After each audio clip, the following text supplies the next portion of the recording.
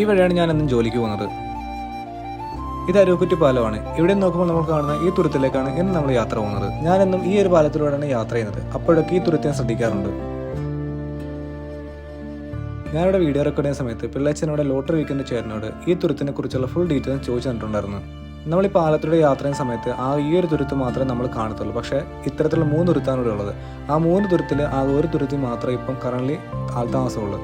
ബാക്കിയുള്ള 2ലും ആൾതാമസമൊക്കെ ഉണ്ടായിരുന്നു. പക്ഷെ അവരിപ്പോൾ സ്ഥലം വിറ്റുപോയി.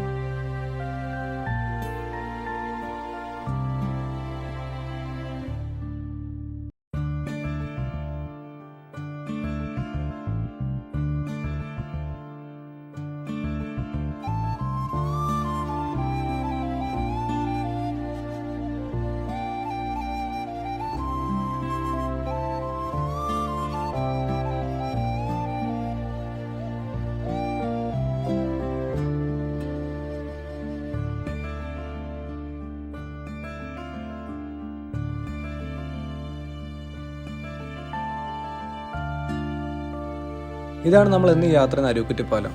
ഇന്ന് നമ്മൾ പാലത്തിന് മുകളിലൂടെ മാത്രമേ പാലത്തിനെ കണ്ടുള്ളൂ. പക്ഷെ പാലത്തിന്റെ താഴത്തോടെ പാലം കാണാൻ നല്ല ഭംഗിയാണ്. ഇതാണ് ഞങ്ങളിപ്പോൾ യാത്ര ചെയ്യുന്ന കപ്പലിന്റെ കപ്പിത്താൻ.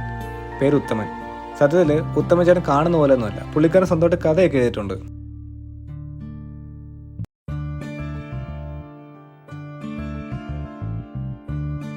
ഉത്തമൻ ചേട്ടൻ ഞങ്ങൾ ആദ്യം കൊണ്ടുപോയത് അവിടെ അടുത്തുള്ളൊരു ചർച്ചിലേക്കാണ്. പക്ഷെ അവിടെ വെള്ളം അടുപ്പിക്കാൻ പറ്റുന്ന സാഹചര്യമായിരുന്നില്ല. ഇവിടെ മുഴുവൻ പായലാണ്. ഞങ്ങൾ ഇവിടെ തുരുത്തിലേക്കുള്ള യാത്ര തുടങ്ങുകയാണ്.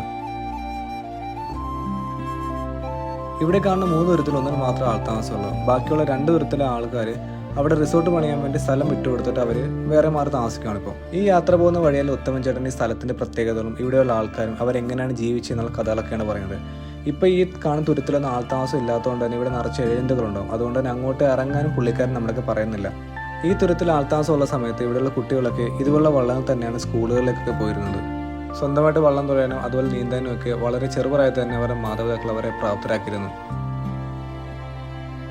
ഇതാണ് ഇവിടെ ആകെ ആൾതാമസമുള്ള തുരുത്ത്. ആകെ ഇവിടെ ഒരു കുടുംബം മാത്രമാണ് ഇപ്പോൾ താമസിക്കുന്നത്. ഇറങ്ങി കാണാൻ പറ്റുമെങ്കിൽ ആകെ ഇറങ്ങാൻ പറ്റുന്ന ഈ ഒരു തുരുത്തിൽ മാത്രമാണ്. പക്ഷെ നമുക്ക് ഇതിൻ്റെ അകത്തോട്ട് കയറാൻ പറ്റത്തില്ല. കാര്യം ഒരു പട്ടിയുണ്ട്. ഈ പട്ടി പുറത്തുനിന്ന് വരുന്നവർ ആരും ഈ തുരുത്തിലേക്ക് കയറത്തില്ല. നല്ലപോലെ പേരുള്ള സമയത്താണ് ഞങ്ങൾ ഈ കായലിലോട്ട് വന്നത്. അതുകൊണ്ട് തന്നെ അധികം സമയം ഞങ്ങൾ കായലിൽ സ്പെൻഡ് ചെയ്യില്ല.